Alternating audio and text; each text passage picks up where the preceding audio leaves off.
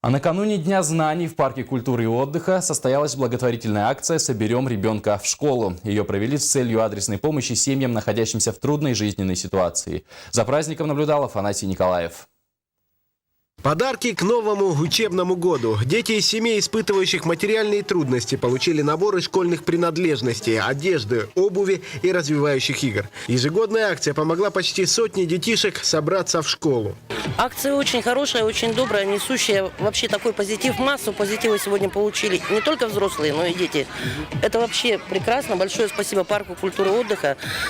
Людям добрым, которые вот помогли с этими наборами. Это действительно необходимо, потому что многие семьи находятся в трудных жизненных ситуациях.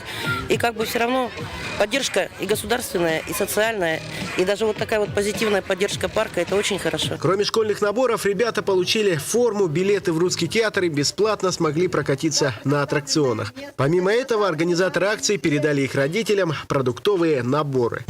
Продуктовый набор, там вот то самое необходимое, что нужно. Крупа, рис, сахар. Ну, вот именно вот такого вот содержания получают наши семьи, которые особо нуждаются и которые особо испытывают материальные трудности.